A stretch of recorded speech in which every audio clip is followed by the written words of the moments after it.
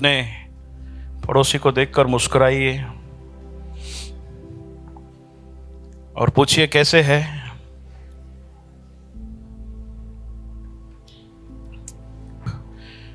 मत्ती रचित सुसमाचार से निरंतर मनन करते हुए आ रहे हैं और हमने मत्ती को इस तरह से देखना शुरू किया है कि प्रभु क्या चाहता है, जो उसके पीछे चलना चाहते हैं, आना चाहते हैं, उनके जीवनों से वो उनके जीवन को कैसे देखना चाहता है, कैसे बनते हुए देखना चाहता है। ये हमारा सबसे हेड टॉपिक है, मेन टॉपिक है, जिसको हम कनेक्ट करते हुए सारी बातों को देख रहे हैं कि प्रभु की चाहत मेरे जीवन में क्या है, कि मैं कैसा दिखूं, कैसा बनूं। और मैं मानता हूं इस बात को कि हर वो व्यक्ति जिसने यीशु मसीह को अपनाया है, उसके प्यार को चखा है, इसके लिए उसके जीवन में ये बात बड़ी महत्व रखनी चाहिए, महत्व की है। मैं मानता हूं कि मेरे प्रभु की, जिसने मेरे लिए जान दे दिया, उसका चाहत मेरे जीवन में क्या है। अगर जो ये बात को हटा दिया जाए कि प्रभु मेरे जीवन से क्या चाहता है, तो फिर मसीह जीवन काहे का मसीह जीवन, फिर कि मुझे उसके चाहत के बारे में नहीं पड़ी कि वो मेरे जीवन से क्या चाहता है। फिर कुछ बचा, कुछ फिर बचा, फिर अन्य जाति और मसीह में क्या फर्क। हमको अन्य जाति से, जहां फिर गैर यहूदियों से, जहां बाहर वाले लोगों से अलग बनाता क्या है कि मुझे मेरे प्रभु की चाहत की पड़ी है। बाहर वो जैसे जीवन जीना चाहते जीते हैं, क्योंकि उनको परमेश्वर के चाहत की नहीं पड़ी है। तो मुझे यही बात संसार से अलग बनाती है। इसके लिए मैंने सबसे पहले इसी बात से कनेक्ट करना जरूरी समझा, और ये बात सच है। अगर जो ये बात से भी फिर फर्क नहीं पड़ता, तो फिर हमें कितना भी सुंदर संदेश, किसी भी बात से हम बातों को रिलेट कर दें, कुछ भी फर्क पड़ने वाला नहीं है। तो ये नींव है कि मेरे प्रभु की चाहत मेरे प्रति, मेरा प्रभु मेरे से कुछ चाहत रखता है और मैं उसके प्रति ध्यान जरूर दूंगा। तो हमारा हेड टॉपिक है, सबसे ऊपर ये टॉपिक है।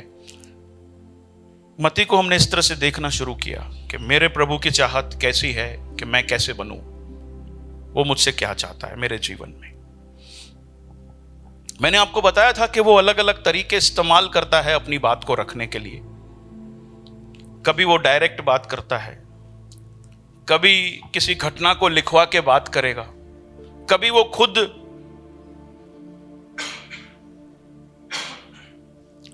किसी बात को कर कर हमारा ध्यान खिंचाना चाहता है, कभी कुछ ऐसे पात्रों को भी लिखाएगा जिसने अपने जीवन में गलतियां की थी, वहां से भी वो हमारा ध्यान आकर्षक करना चाहता है कि मैं चाहता हूं कि इन्होंने जो गलतियां की है वैसे तुम ना करो।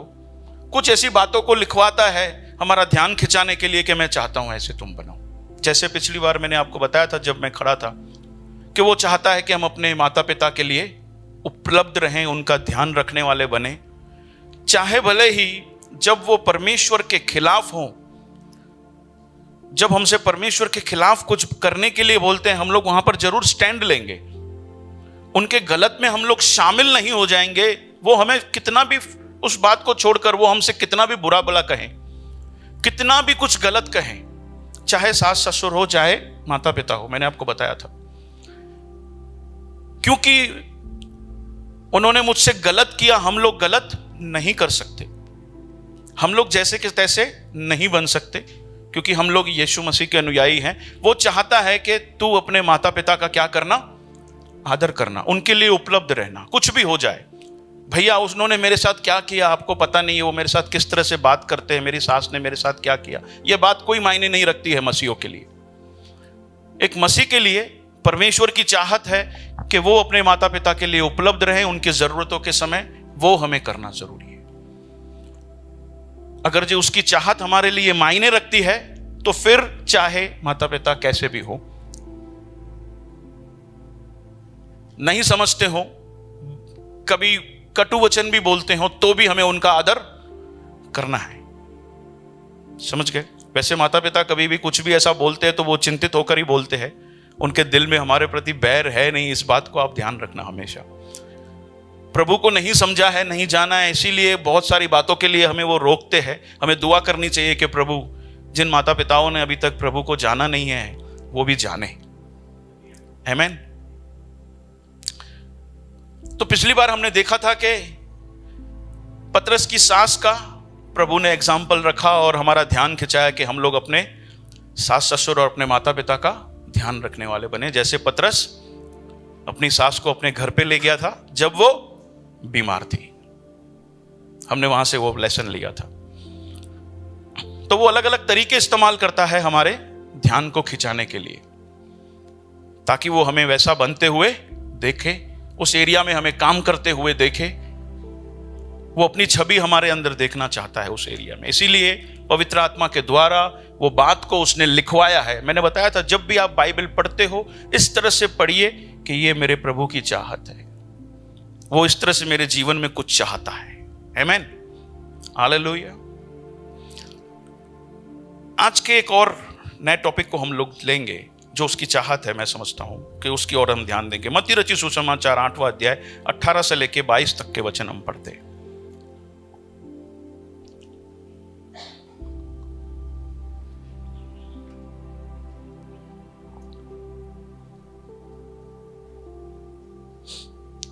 मैथ्यू 8 उसका 18 से लेके 22।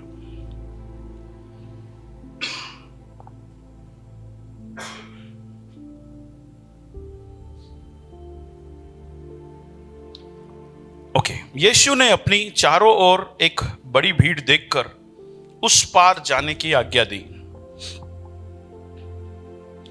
और एक शास्त्री ने पास आकर उससे कहा, हे गुरु, जहां कहीं तू जाएगा मैं तेरे पीछे पीछे हो लूंगा। यीशु का उत्तर सुनिए। यीशु ने उससे कहा, लोमड़ियों के भट्ट और आकाश के पक्षियों के बसेरे होते हैं, परंतु मनुष्य के पुत्र के लिए सिर धरने की भी जगह नहीं है। एक और चेले ने उससे कहा, है प्रभु, मुझे पहले जाने दे कि मैं अपने पिता को गाड़ दूं। यीशु ने उससे कहा, तू मेरे पीछे हो ले और मुर्दों को अपने मुर्दे गाड़ने दे। जब हम इन वचनों को पढ़ते हैं और ढूंढने की कोशिश करें कि प्रभु तू क्या चाहता है इन वचनों से, तू मुझसे बात कर, ताकि मैं उस एरिया के अंदर काम कर कर जैसा तू मुझे देखना चाहता है वैसा मैं बन सकूं, तो हम इन वचनों का निचोड़ इस तरह से निकाल सकते हैं। हम कह सकते हैं कि यीशु मसीह कह रहा है, मानो कि तुम मेरे पीछे आना चाहते हो, तुम मेरे पीछे चलना चाहते हो। एक शास्त्री उसके पास आया, प्रभु को उसने बोला, प्रभु मैं तेरे पीछे हो लूंगा। यीशु मसीह के जवाब से हम लोग किसी बात को सीखने की कोशिश कर रहे हैं। यीशु ने क्या कहा? यीशु ने कहा कि लोमड़ियों के भट्ट और आकाश के पक्षियों के बसेरे होते हैं, लेकिन मनुष्य के पुत्र को सिर धरने की भी जवाब नहीं। क्यों ऐसा जवाब दिया यीशु मसीह ने? क्या था यीशु मसीह के दिल के अंदर ऐसा, या फिर उसने क्या समझा ऐसा जो ऐसा तरह से जवाब दिया? मानो यीशु कह रहा है कि तू मेरे पीछे होना चाहता है, ओके कोई बात नहीं है, लेकिन पहले समझ ले कि मेरे पीछे हो लेने का मतलब क्या है, या फिर उसके अंदर शामिल होना क्या है। शास्त्री को कह रहा है प्रॉब्लम नहीं है, तू मेरे पीछे आना चाहता है, ओके, लेकिन पहले समझ ले कि उसके अंदर क्या शामिल है। मेरे को प्रॉब्लम नहीं है तू मेरे पीछे आए। यीशु उसको उसके जवाब के अंदर कहना चाहता है, अगर जो तू मेरे पीछे इसलिए होना चाहता है कि तुझे मानो गाड़ी बंगलो कार मिलेगा तो मत आ। क्यों इस तरह से जवाब दिया? सोच के देखिए, लोमड़ियों के भट्ट होते हैं, आकाश के पक्षियों के बसेरे होते हैं, लेकिन मनुष्य के पुत्र के लिए सिर झरकने की भी जरूरत नहीं। एक कारण हो सकता है यीशु मसीह के दिल में हो, शायद जानता हो कि शास्त्री उसके पीछे क्यों आना चाहता है। उसके लिए बोला, अगर जो देख तू कुछ पृथ्वी की चीजों के लिए मेरे पास आना चाहता है, आशीषों को पाना चाहता है, तो प्लीज मेरे पीछे मत हो ले। या फिर बेसिक चीजों के लिए भी अगर जो तू मेरे पीछे आना चाहता है तो मत हो ले मेरे पीछे। क्योंकि कौन सा एग्जाम्पल लिया? लोमड़ियों के भट्ट और आकाश के पक्षियों के बसेरे। सिंपल बेसिक चीजें हैं वो, रोटी कपड़ा मकान ऐसा बोल सकते नहीं, उसके लिए भी मेरे पीछे मत हो ले भाई। यीशु मसीह मानो शास्त्री को इस तरह से कह रहा है, वो कह रहा है कि अगर जो तुम्हें पृथ्वी की आशीषें चाहिए तो मेरे पीछे आने की जरूरत नहीं है, तुम्हें गाड़ी बंगलो कार चाहिए तो मेरे पीछे आने की जरूरत नहीं है, वो तो तुम्हें पिता ऐसे ही दे देगा। इसका मतलब ऐसा है, उसके लिए मेरे पीछे आने की क्या जरूरत है। मेरे पीछे आना है, मेरे पीछे हो लेना चाहते हो तो यह कारण नहीं होना चाहिए। मेरे पीछे आना चाहते हो तो इसका कारण यह होना चाहिए कि तुम मेरे शिष्य बनना चाहते हो। मेरे पीछे आना चाहते हो तो इसके पीछे का तुम्हारा कारण यह होना चाहिए कि तुम मेरे साथ मिलकर मेरे पिता के राज्य की सेवा करोगे। हालेलुया। यीशु मसीह के जवाब से मैं इस तरह से समझ पाया, प्रॉब्लम नहीं है, हम लोग परमेश्वर के पास नहीं जाएंगे आशीषों के लिए तो कहां जाएंगे, लेकिन यीशु के पीछे सिर्फ इस बात के लिए जा रहे हैं तो यीशु कहीं ना कहीं चाहता है कि इस बात के लिए मेरे पीछे मत आओ। इसी भाग को जब हम लूका में पढ़ते हैं ना तो वहां से और क्लियर समझ पाते हैं। इसी घटना के बाद तुरंत यीशु मसीह ने 70 और चेले नियुक्त किए और उनको क्या किया, सुसमाचार भेजने के लिए भेज दिया। जहां जहां पर वो जाना चाहता था वो पहले ही प्रेरितों को, चेलों को नियुक्त कर उसने पहले ही वहां पर जाके भेजा। इसका मतलब है, साफ है, हमने जो समझा है वचन से कि यही कहना चाहता है, कुछ भी उसमें गलती नहीं है। यीशु कह रहा है मेरे पीछे हो लेना चाहते हो, पृथ्वी की आशीषों के लिए मेरे पीछे मत आओ। सिर्फ हाँ ठीक है, आ भी रहे हो तो वो तुम्हें पिता दे देगा, लेकिन तुम्हारा मुख्य कारण यह होना चाहिए कि तुम पिता के राज्य की सेवा करने के लिए मेरे पीछे आओगे, मेरे अनुयायी बनने के लिए मेरे पीछे आओगे, वरना तुम मेरे पीछे मत आओ तो अच्छा है।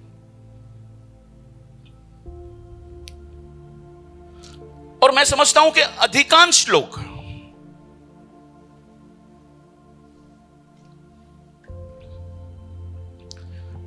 लोग उस समय यीशु मसीह की जो बात समझ जाते थे वो पीछे लौट जाते थे।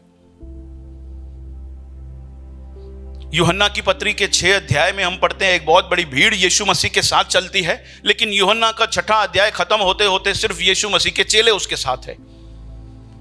यीशु मसीह को कभी भी भीड़ में इंटरेस्ट नहीं है।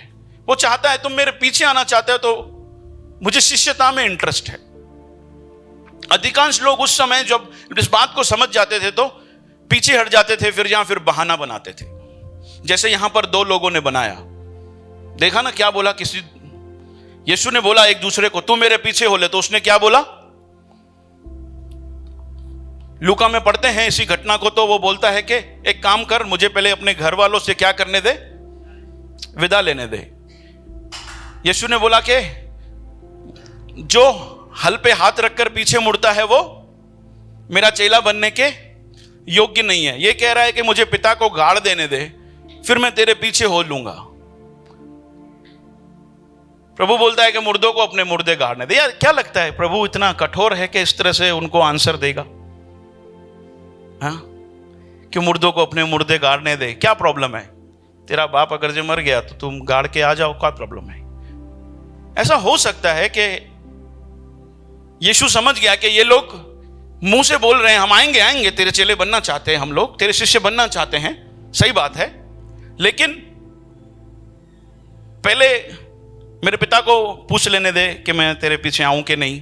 समझ गया यीशु मसीह, ये खाली मुंह से बोल रहे हैं हम तेरे चेले बनना चाहते हैं, हम तेरे शिष्य बनना चाहते हैं, लेकिन है बहाने। इनके दिल में कोई इंटरेस्ट नहीं है मेरे शिष्यता में, मेरा शिष्य बनने में, मेरे पिता के राज्य की सेवा करने में इनको कोई इंटरेस्ट नहीं है। ये लोग बहाने बनाने वाले लोग हैं। घर पे जाके मिल के आऊं, पिता को गाड़ के आऊं, ये सारे बहाने हैं। इसीलिए यीशु मसीह ने उनको इस तरह से जवाब दिया। यीशु मसीह कठोर नहीं है।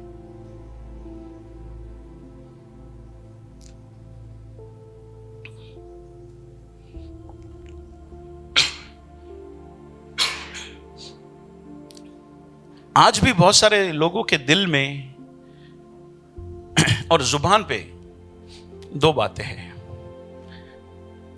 यीशु आज भी कह रहा है कि मुझे इंटरेस्ट नहीं है, मुझे इंटरेस्ट नहीं है, तुम मेरे पीछे आओ। मुझे इंटरेस्ट है, अगर जो तुम इसीलिए मेरे पीछे आना चाहते हो कि मेरे पिता के राज्य की सेवा करना चाहते हो, मेरे शिष्य बनना चाहते हो, तो मेरे पीछे हो। क्या बोला? यीशु मसीह को न पहले इंटरेस्ट था, ना आज इंटरेस्ट है। ना यीशु मसीह को पहले मेंबरों में इंटरेस्ट था, ना आज इंटरेस्ट है। यीशु मसीह को न पहले विश्वासियों में इंटरेस्ट था, ना आज इंटरेस्ट है। यीशु मसीह को पहले भी शिष्यता में और शिष्यों में इंटरेस्ट था, आज भी वो शिष्यता में ही बिलीव करता है। आज भी वो शिष्य बनते हुए देखना चाहता है। वो मेंबर और विश्वासी नहीं चाहता। क्या नहीं चाहता? विश्वासी और मेंबर नहीं चाहता। अपने बाजू वाले को बोलो, विश्वासी और वो मेंबर नहीं चाहता। क्या अंतर है मेंबर में और विश्वासी में और चेलेपन में या शिष्यता में? देखो, मेंबर कौन है? मेंबर वो है जो चर्च आता है, दान देता है, बस। ये कौन है? ये मेंबर है, वो शिष्य नहीं है। विश्वासी कौन है? अच्छा, ये मेंबर जो है वो विश्वासी भी नहीं है। विश्वासी कौन है? विश्वासी वो है जो यीशु मसीह को खुदा जानकर, जिसने अपना जीवन प्रभु को दिया है पानी में डूबकर, वो विश्वासी है। चर्च आता है, विश्वासी है। दान देता है, विश्वासी है। चर्च की गतिविधियों में हाथ बटाता है, विश्वासी है। कुर्सियां लगाता है, सब सेटअप करता है, विश्वासी है। प्रचार करता है, आराधना लीड करता है, विश्वासी है। लोगों को सुसमाचार बताने जाता है, विश्वासी है। क्या बात करते हो भैया, ये शिष्य नहीं है? नहीं, ये शिष्य नहीं है, ये विश्वासी है। तो भैया शिष्य कौन है? अच्छा, एक और कैटेगरी है, वो जो मेंबर भी नहीं है। वो कौन है? वो सिर्फ चर्च आता है, उसको दान देने में भी इंटरेस्ट नहीं है। ऐसे बहुत सारे लोग हैं। अब ऐसा मत बोलना कि भैया संडे को सुबह को दान मांगते हैं। नहीं भाई, तुम्हारे दान में ना हमको इंटरेस्ट है, ना प्रभु को इंटरेस्ट है। तुम्हारी आशीष के लिए तुम देना चाहते हो तो दो, शब्दों को ध्यान देना। तुम्हारी आशीष के लिए, प्रभु के राज्य में बोओगे तो प्रभु तुम्हारे लिए बोएगा। मेंबर बन के मत रहो। प्रभु को इंटरेस्ट नहीं है मेंबर बनने में। तो शिष्य कौन है? शिष्य की परिभाषा क्या है? कुछ गुण मैं उसके पढ़ने चाहता हूं, आप समझ जाओगे कि मेंबर, विश्वासी और शिष्य में क्या अंतर है, और प्रभु को इंटरेस्ट किस में है? शिष्य में। अगर जब बात करूं तो शिष्य वो है जो दिन और रात, सिंपल डेफिनेशन, यीशु मसीह के चरित्र और छवि में बढ़ता जाता है। आमीन। और साथ में, अपने बाजू वाले को बोलो, और साथ में सेवा भी करता है।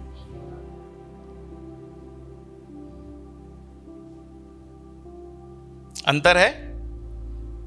विश्वासी कौन है? सिर्फ सेवा करने वाला, चरित्र और छवि में बढ़ने वाला नहीं। और शिष्य कौन है? जो यीशु मसीह के चरित्र और छवि में भी बढ़ता है और सेवा भी करता है। यह अंतर है। प्रचार करना बड़ी बात नहीं है, विश्वासी बन के रह जाओगे, क्योंकि चरित्र और छवि में नहीं बढ़ते यीशु मसीह के। तो क्या है, थोड़ा शिष्य के गुण क्या क्या है, ताकि थोड़ा और भी डिटेल में हमको पता चल सके। शिष्य वो है जो धन्यवादी जीवन जीता है।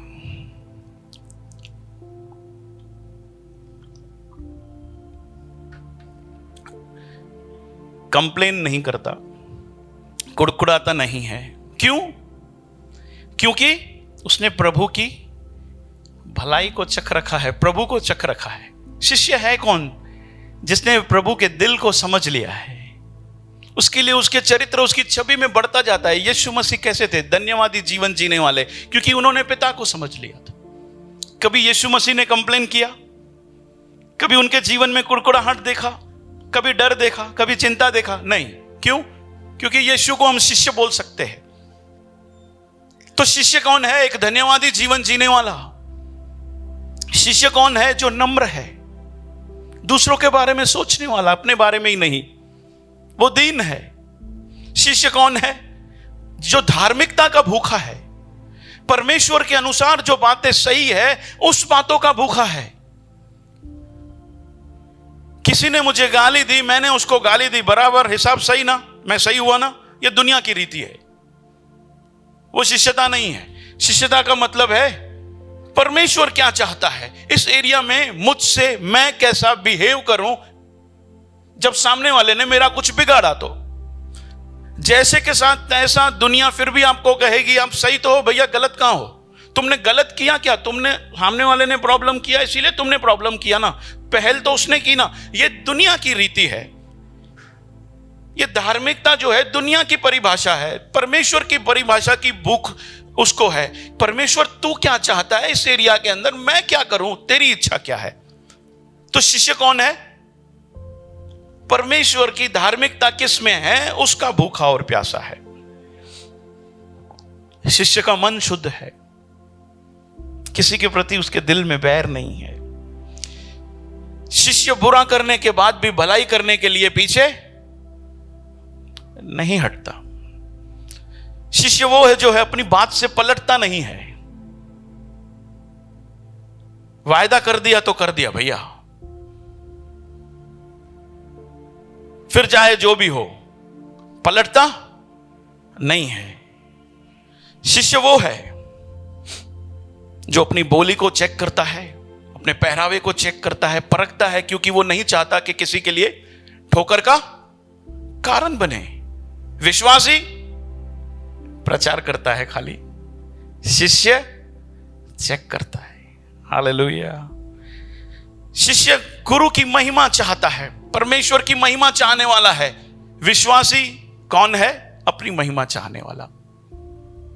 प्रचार शास्त्री लोग भी करते थे, दान चर्च शास्त्री लोग भी जाते थे, सब कुछ करते थे। कौन सी ऐसी एरिया है जहां पर शास्त्री लोग हम बोल सकते हैं उनको ज्यादा से ज्यादा विश्वासी बोल सकते हैं, परमेश्वर पर विश्वास करने वाले? हम मानते हैं कि इजराइल वो है, उस समय के धार्मिक लोग वो लोग थे जो परमेश्वर को जानने वाले लोग थे, दुनिया से अलग थे, दुनिया के अलग थे। लेकिन फिर भी प्रभु ने बोला कि तुम नहीं हो मेरे अनुयायी। क्यों? क्योंकि अनुयायी और विश्वासी के अंदर बड़ा अंतर है। शिष्य वो है जो बुराई के बदले प्रेम करता है, माफ करता है, उसके लिए प्रार्थना करता है। शिष्य वो है जो सब कुछ करने के बाद भी दीवार के पीछे छिप जाता है, मैंने कुछ नहीं किया। डंके पे बजाता नहीं है, मैंने किया, मैंने किया, मैंने किया, मैंने किया, नहीं। शिष्य वो है जो मध्यस्थ करता है। शिष्य वो है जो व्यभिचार नहीं है। शिष्य वो है जो घमंडी नहीं है। शिष्य वो है जो गालियां नहीं देता, धोखा नहीं देता, चीटिंग नहीं करता, बेईमानी नहीं करता। वो शिष्य है, क्योंकि यीशु मसीह के चरित्र और छवि में बढ़ता हुआ जा रहा है। वो शिष्य दयालु है, दया करने वाला है, स्वार्थी नहीं है, सिर्फ अपने लिए नहीं जीता, दूसरों के बारे में भी सोचता है। शिष्य विश्वास योग्य है। शिष्य आदर करने वाला है, छोटों का या बड़ों का। पास्टर का ही आदर करने का, इस भाई का क्या आदर करने का? हम तो, हमारे में से तो बहुत सारे लोग इन्हें एक दूसरे का नाम भी रख दिया है ना? कोई किसी को कौन से नाम से पुकारता है, कोई किसी को कौन से नाम से पुकारता है। ओपन नहीं कर रहा हूं नाम, शर्मिंदा नहीं करना चाहता आप लोगों को सुबह के समय। शिष्य नहीं हो भैया, शिष्य सेवक है, बॉस नहीं है। शिष्य ईमानदारी रखने वाला है, ईमानदार है। शिष्य जलन रखने वाला नहीं है, नफरत करने वाला नहीं है, बैर करने वाला नहीं है। मैं आपको शिष्य की परिभाषा बताता हूं, शिष्यता की परिभाषा बताता हूं, ताकि हमको पता चल सके कि विश्वासी और शिष्यता में फर्क है, ताकि हम लोग शिष्यता की ओर आगे बढ़ सके। क्योंकि प्रभु का इंटरेस्ट किस में है? शिष्यता में। शिष्य पवित्रता का खोजी है, शिष्य दोष लगाने वाला नहीं है, शिष्य सही का साथ देने वाला है, गलत का साथ देने वाला नहीं है, फिर कीमत चाहे जो भी हो। शिष्य पैसों के साथ सही है,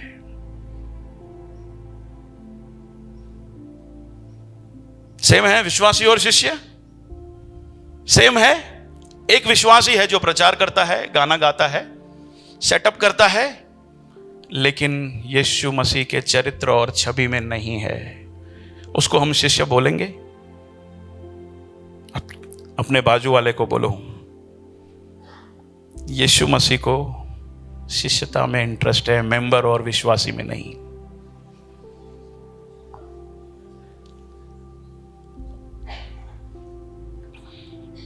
न उसको पहले था, न उसको आज है। मैंने सबसे पहले बताया कि आपको कि ये यीशु मसीह की चाहत है, ये यीशु मसीह की चाहत है कि वो हमें कैसे देखना चाहता है? शिष्य बनते हुए देखना चाहता है, मेंबर और विश्वासी नहीं।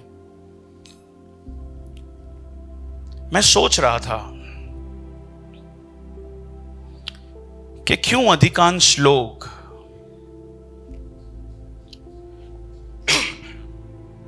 शिष्यता से इनकार कर देते हैं, या फिर शिष्यता में आगे बढ़ते बढ़ते चलते चलते पीछे हट जाएंगे। मैं सोच रहा था ऐसे क्या कारण है।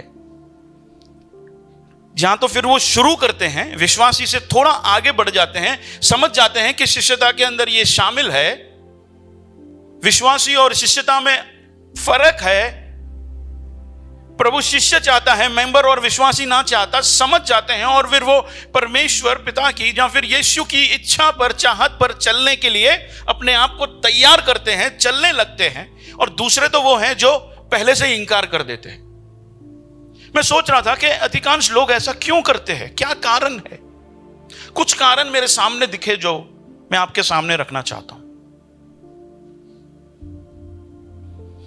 पहला कारण, शायद बहुत सारे लोग शिष्यता में आगे नहीं बढ़ते, या फिर इस बात से उनको कोई लेना देना नहीं है, क्योंकि उनको शायद ये गलतफहमी है और इस गलतफहमी में रहना चाहते हैं कि भैया आप लोग कुछ भी माइक से बोलोगे, शिष्यता और विश्वासी को अलग अलग करके दिखाओगे तो हम लोग मान लेंगे क्या।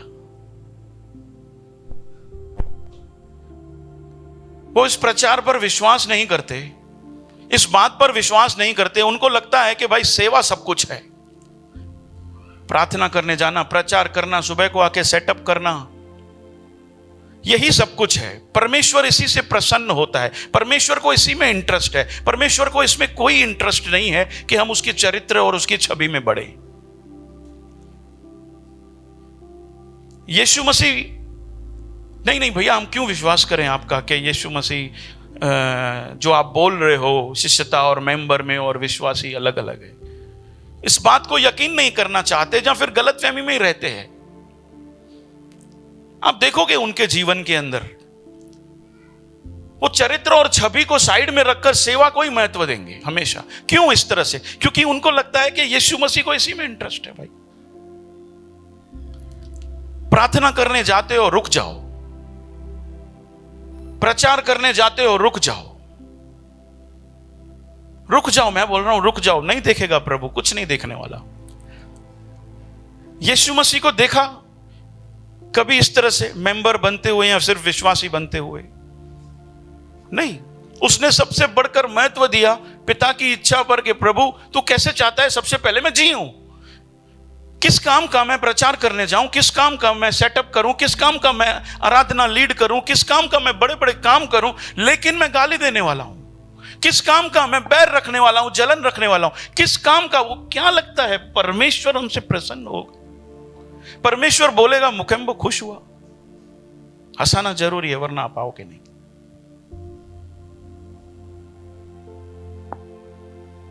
हाँ, क्या लगता है? यीशु मसीह ने 3 साल सेवकाई की। कितना?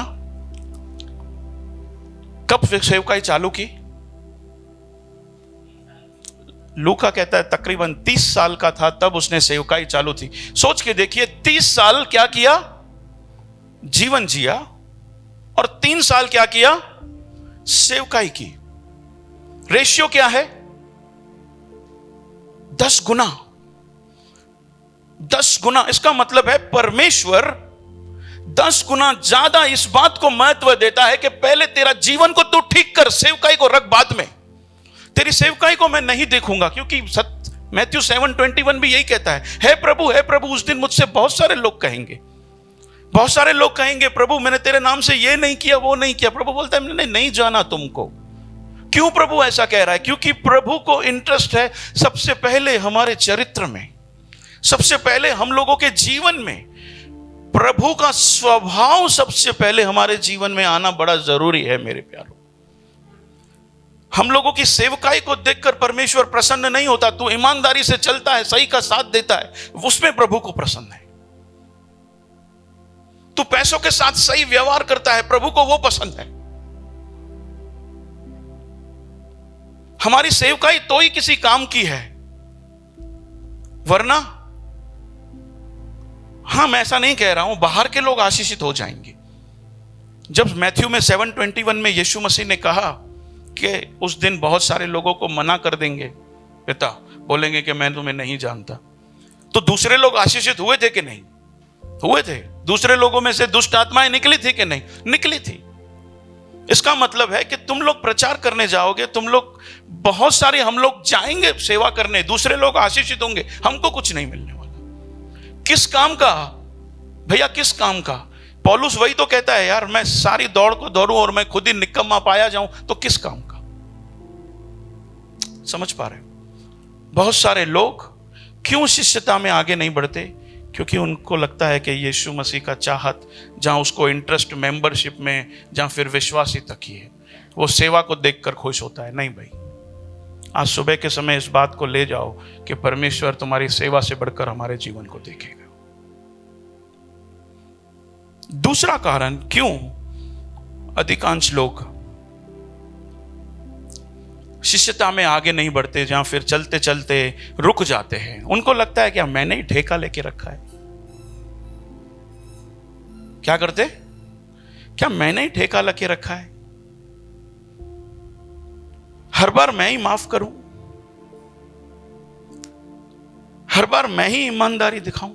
भैया सामने वाले ने मेरे साथ क्या किया, हर बार मैं ही झुकूं, मैं ही ठेका लेके रखा है सुबह को आकर सेटअप करने का। छोड़ ना यार, मैंने ही ठेका लेके रखा है पैसों के साथ सही होने का। दूसरे लोग देखो क्या करते हैं, मैं ही हर संडे को प्रचार की तैयारी करूं, मैंने ठेका लेके रखा है। अब ऐसा ठेका लेके रखा है जब मन के अंदर आ जाता है, तो फिर वो क्यों शिष्यता की ओर आगे बढ़ेगा? बताओ, नहीं बढ़ेगा ना। उसको लगेगा कि यार मेरा थोड़ी फिर चर्च है, फिर वो उस पोजीशन पे आ गया, चर्च मेरा थोड़ी है, प्रभु मेरा थोड़ी है, प्रभु का राज्य मेरा थोड़ी है, पिता का राज्य मेरा थोड़ी है। हाँ, ये बात सबका है, लेकिन परमेश्वर ने हमसे इंडिविजुअल प्यार किया है। अपने बाजू वाले को बोलो, ठेका लेके रखा है तूने।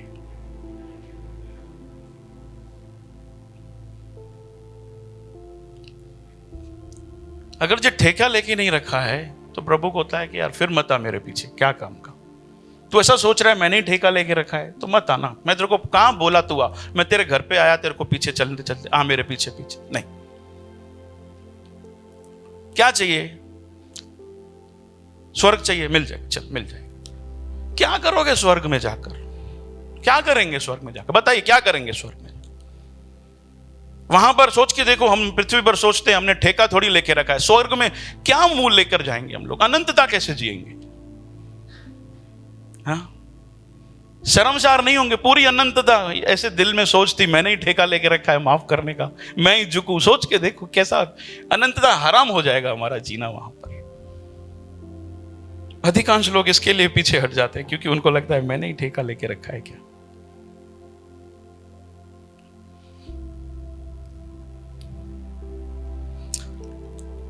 बहुत सारे लोग इसीलिए भी शिष्यता की ओर आगे नहीं बढ़ते। शिष्यता का मतलब मैंने बता दिया, उसके अंदर क्या क्या शामिल है। बहुत फास्ट में बोल दिया हो, आपने लिखा नहीं हो, तो यही रिपीट मैसेज यूट्यूब पे आएगा। शिष्यता में क्या क्या शामिल है उसको सुन लीजिए प्यार से। शिष्यता में क्या क्या शामिल है। और बहुत सारे लोग पीछे हट जाते हैं, नहीं चलते। क्यों नहीं चलते? क्योंकि उनको लगता है कि यार प्रभु संभालेगा, मैं ईमानदारी से बिजनेस करूंगा तो प्रभु संभालेगा। बहुत सारे लोगों को डर है, चिंता है, प्रभु संभालेगा। ऐसा क्यों है? प्रभु संभालेगा क्यों है? क्योंकि कभी प्रभु के साथ ऐसा व्यक्तिगत संबंध में आई नहीं। सोच के देखो, मेरे लिए आसान नहीं था इतनी बड़ी रकम का गलत बिजनेस छोड़ना। सोच के देखिए, 2.5-3 लाख 3.5 लाख रुपए का इनकम को साइड कर देना क्या मामूली बात था क्या? लेकिन मेरे को पता है कि मेरा प्रभु मुझे संभाल लेगा। वो आज भी भला है। मैंने इसीलिए बोला कि हमारी आराधना बदल जाएगी जिस दिन हम उसको चख लेंगे ना। हमारी आराधना बदल, चीटिंग करने की जरूरत ही नहीं पड़ेगी मेरे प्यारों। थोड़े में संतुष्ट रहना हम सीख जाएंगे। डर निकल जाएगा, चिंता निकल जाएगा,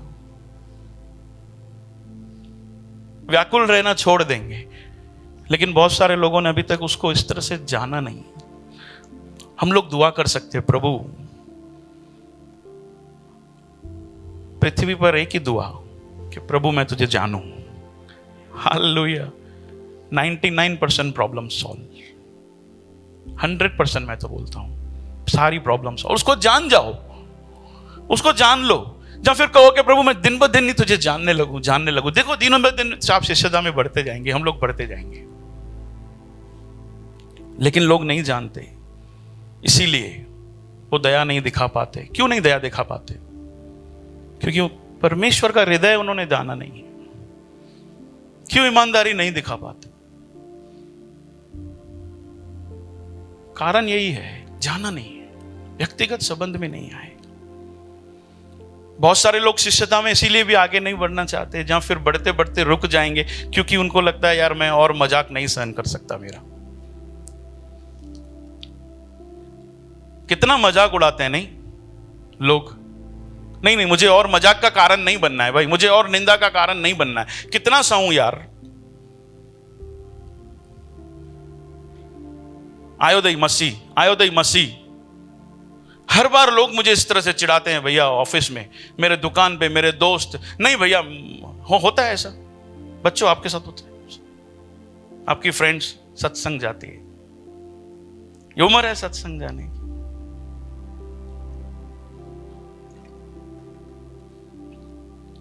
गरबा नहीं खेलती है, क्या बात कर? क्यों? मसीह हूं हम, मसीह गरबा नहीं खेलते। चरी हंसाना जरूरी है वरना होगा नहीं। हम भी लोग बोलते हैं यार असली जीवन तो ये जी रहे, हम तो मर रहे हैं। बहुत सारे लोग इसके लिए भी नहीं आते क्योंकि लोगों को, उनकी नजर बाहर लोगों की ओर चली जाती है। कितना एंजॉय करते हैं, नहीं यार कितना एंजॉय करते हैं। हम लोग मरते हैं। हमारे तो शादियों में भी गाना बजाना नहीं होता। अभी तो वो गाना बना रहे हैं ताकि शादियों में नाच गाना हम लोग कर सके। शादियों में नाच गाना होना चाहिए ना, क्यों नहीं होना चाहिए भाई? हम बनाएंगे ऐसे गाने, सिलेक्ट करेंगे ताकि हम लोग, लेकिन उसके लिए मसीह की तरीके से शादी भी होनी चाहिए।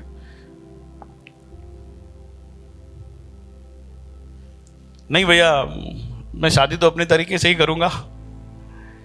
क्यों भैया? वो सामने वाले नाराज हो जाएंगे। अब सामने वाले नाराज हो जाएंगे, अब पता है मुझे, इसीलिए लोग आगे नहीं बढ़ना चाहते। सामने वाले नाराज हो जाएंगे, मेरे मम्मी पापा नाराज हो जाएंगे। कितना दुनिया में लोग एंजॉय कर रहे हैं। बाहर देखो किस तरह से कमा रहे, गाड़ी पे गाड़ी ले रहे, बंगलों पे बंगलो ले रहे। मैं कर क्या रहा हूं यार? फिर शिष्यता बोझ लगने लगती है, फिर मेंबरशिप पसंद आने लगती है। चर्च आने का, दान देने का, छोड़ दान भी नहीं देने का, चर्च आने का। प्रभु कहां बोलता है यार? प्रभु खुश है मेरे दिल को, हाँ प्रभु खुश है ना, हाँ खुश है। अंदर से आवाज आई खुश है, मैं तुझसे खुश हूं। ऐसा अंदर से आवाज आई, प्रभु ने मुझे बात किया, खुश हूं। तुम क्या भैया सुबह को मुझको इतना बोलते हो? नहीं, प्रभु खुश है, मैं जानता हूं प्रभु खुश है। जाता हूं ना प्रचार करने, प्रभु खुश है उसमें। ये छोड़ो ईमानदारी ईमानदारी की बातें, प्रभु इसको तो नहीं देखता है। हमने मार दिया है अपने अंदर की आवाज को जो उठती है, प्रभु खुश है बोलकर।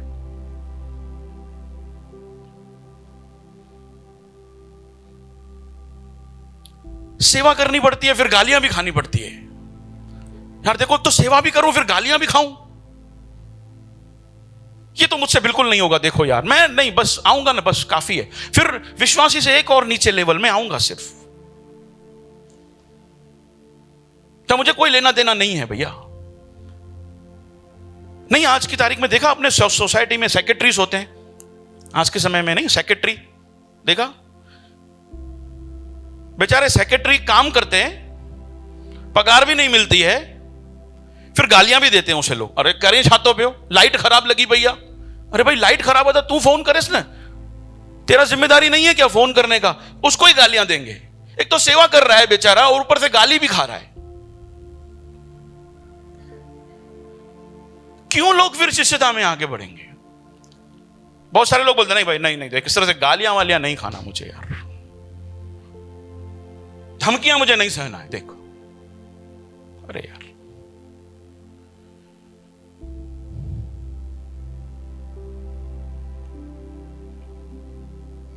बहुत सारे लोग इसीलिए भी आगे नहीं बढ़ते शिष्यता में कि उनको एहसास ही नहीं है क्या मिला है। ये बड़ा डेंजर बात है। क्या मिला है? क्या मिला है? क्या मिलने वाला था? हाँ भैया देखो, हम लोग माफ करने वाले नहीं बनेंगे। नहीं, क्या मिला, क्या है हमको, क्या मिला है? हम प्यार दिखाने वाले नहीं बनेंगे। हमें क्या मिला, क्या है हमको पता ही नहीं, हमें मिला क्या है। हम भूल जाते हैं हमें मिला ही क्या है। हमें क्या मिलने वाला था हम भूल गए।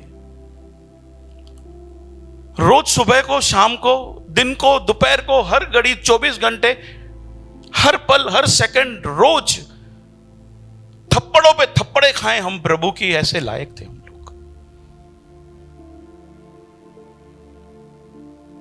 चलते चलते वो हमको मारे, ऐसे लायक थे हम लोग।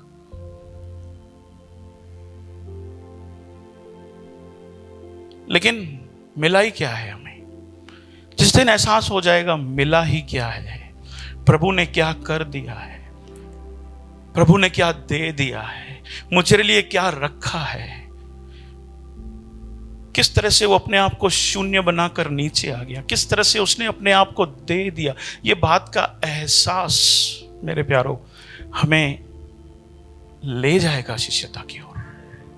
हालेलुया। नहीं रोक पाएंगे हम फिर अपने आप को, फिर हम मेंबर नहीं बनेंगे, फिर हम विश्वासी तक अपने आप को सीमित नहीं करेंगे।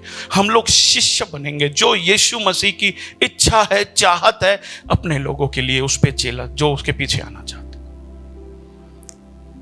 यही हिम्मत देता है। यीशु मसीह का क्रूस मुझे हिम्मत देता है माफ करने के लिए। यीशु मसीह का क्रूस, यीशु मसीह का प्यार मुझे हिम्मत देता है हर बात में कि मैं ईमानदार बन के रहूं। यीशु मसीह का क्रूस, उसका प्यार मुझे हिम्मत देता है, मुझे मजबूर करता है कि मैं सही का साथ दूं, मैं पैसों के साथ सही बनूं। उसका क्रूस है जो मुझे बार बार इस बात को आगे धकेलता है कि नहीं, मैं शिष्यता की ओर आगे बढ़ूं, मेरे राजा की इच्छा को मैं पूरा करूं, क्योंकि उसने मेरे लिए जो किया है मैं उसके लायक नहीं था, फिर भी उसने मुझे दे दिया है, फिर भी उसने मुझसे बेतहा प्यार किया है। अगर जो यीशु मसीह का प्यार हमें नहीं बदलेगा तो मेरे प्यारों क्या बदलेगा?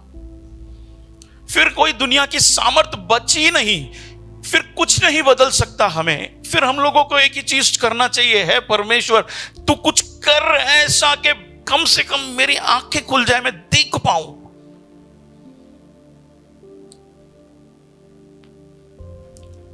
बड़ी चोट, बड़ी तकलीफ पहुंचती है यीशु को जब हम मेंबर या फिर विश्वासी तक सीमित रहते हैं, क्योंकि वो नहीं चाहता इस तरह से हमको देखना, वो हमें अनुयायी बनते हुए देखना चाहता है। लेकिन वो जबरदस्ती नहीं करता।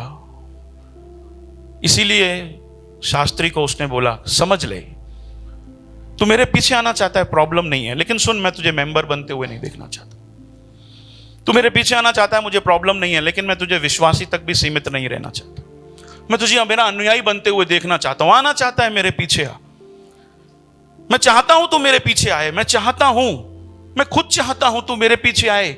तू पिता परमेश्वर की राज्य की सेवा में मेरा भागी बन जाए।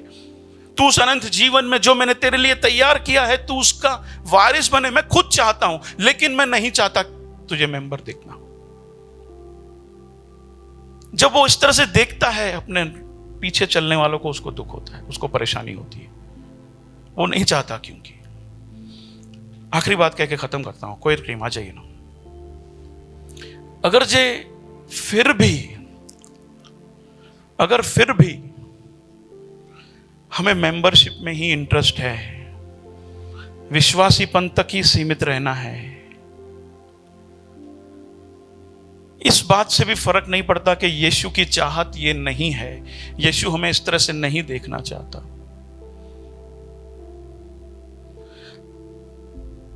तो फिर हम भूल जाएं कि हमारे बच्चे भी शिष्यता की ओर आगे बढ़ेंगे, नहीं बढ़ेंगे। आप देखना चाहते हैं अपने बच्चों को मेंबर? देखना चाहते हो? कितने लोग अपने बच्चों को मेंबर देखना चाहते हैं? चर्च जाना बस। चर्च, मैंने बताया मेंबर की परिभाषा क्या है, चर्च जाना और दान देना। कितने लोग अपने बच्चों को विश्वासी तक देखना चाहते हैं, बस प्रचारक बन जाए, या फिर पियानो बजाने वाला, या फिर ड्रम बजाने वाला बन जाए, काफी है, मेरा बच्चे को मैं इस तरह से ही देखना चाहता हूं। कितने लोग ऐसे चाहते हैं? देखो, मैं आपको बताना चाहता हूं, एक मेंबर बनाएगा, एक विश्वासी बनाएगा, लेकिन एक अनुयायी बनाएगा। जो यीशु मसीह का चेला है, वो चेला ही बनाएगा। इसीलिए मैंने कहा कि हमें अगर जिस शिष्यता में इंटरेस्ट नहीं है, तो ना हम चर्च में प्रभाव डाल सकेंगे, ना अपने घर पर। फिर भूल जाएं हम लोग, फिर भूल जाएं कि पिता परमेश्वर हमसे कहे कि मैं तुमसे बड़ा प्रसन्न हूं। कितने लोग चाहते हैं कि वो हमारी तारीफ करे? फर्क पड़ता है इससे? सोच के देखो, फर्क पड़ता है। स्वर्ग से ये आवाज आए कि मैं तुझसे प्रसन्न हूं। छोटी बात है यार। जीवन सफल हो जाएगा अगर जो वो एक बार कह दे कि मैं ऐसा ही देखना चाहता था तुझे। हालेलुया। वचन कहता है, एक विश्वासी मन फिराता ना, एक व्यक्ति मन फिराता है, स्वर्ग उल्लास मनाता है। हालेलुया। हम जब पाप में से बाहर आते हैं, स्वर्ग उल्लास बनाता है। लेकिन याद रखना, मेंबरशिप पे अटक जाते हैं, तकलीफ होता है स्वर्ग को। विश्वासी बन तक अटक जाते हैं, स्वर्ग में तकलीफ है। लेकिन शिष्यता को जब हम धारण करते हैं, हालेलुया, स्वर्ग उल्लास मनाता है। आप लोग स्वर्ग के लिए उल्लास का कारण बनना चाहते हैं? भूल जाए, फिर हम लोग डर में बने रहेंगे, चिंता में बने रहेंगे, लालच में, स्वार्थता में बने रहेंगे। अगर हम शिष्यता की ओर आगे नहीं बढ़ेंगे तो फिर कठोर और गंदे विचारों से भरे रहेंगे। मैं नहीं कह रहा, वचन कह रहा है। जब यूहन्ना की पत्री 8 उसका 31 और 32 पढ़ोगे तो यही कह रहा है, जो मुझ में बना हुआ है, जो सत्य को जानेगा, सत्य उसे आजाद करेगा। जो मुझ में बना रहता है वो सत्य को जानता है, और जो सत्य को जानता है सत्य उसे क्या करेगा? आजाद करेगा। हमें डर से आजादी तभी मिलेगी जब हम उसमें बने हुए हैं। इसका मतलब है जब हम शिष्यता की ओर आगे बढ़ेंगे। तिमोथी कहता है, वचन पढ़ के खत्म करते हैं। 2 तिमोथी 2:20 निकालेंगे। 2 तिमोथी 2:20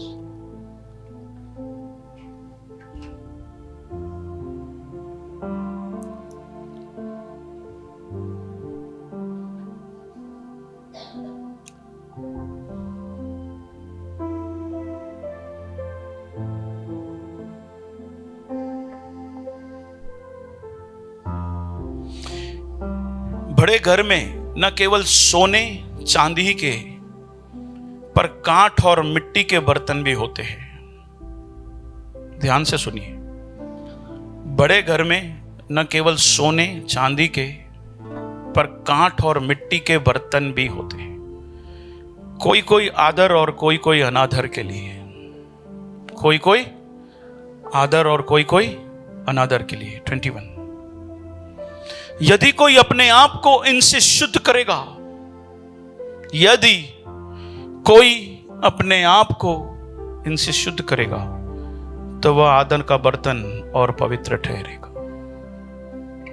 तो बोलो, तो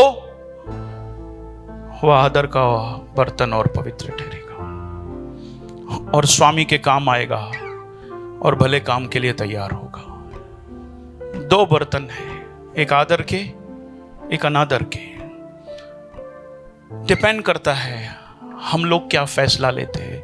वचन कहता है अगर जो हम लोग फिरते हैं, अगर जो हम अपने आप को पवित्र करते हैं, हम कहते हैं कि नहीं चलेगा मेंबरशिप, नहीं चलेगा विश्वासीपन तक सीमित, तो वचन कहता है कि तुम लोग फिर उसके काम आओगे। हालेलुया, फिर तुम पवित्र बर्तन ठहरोगे। लेकिन मेरे को पता है कि अधिकांश लोग ये फैसला लेंगे, प्रभु मैं सीमित रहूंगा मेंबरशिप और विश्वासी तक। लेकिन कुछ लोग हैं जो अपने आप को पवित्र करेंगे, बोलेंगे प्रभु मुझे नहीं चलेगा, हालेलुया, मुझे नहीं चलेगा, मेरे को नहीं चलेगा। क्यों? क्योंकि तेरे प्यार को मैंने चख लिया है, क्योंकि मैंने तेरे भलाइयों को चख लिया है। आमीन।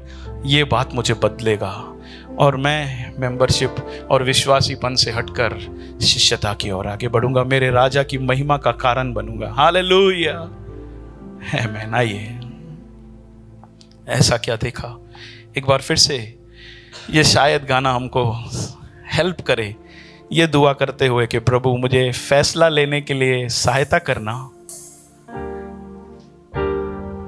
मुझे फैसला लेने के लिए सहायता करना कि मैं प्रभु शिष्यता की ओर आगे बढ़ूं।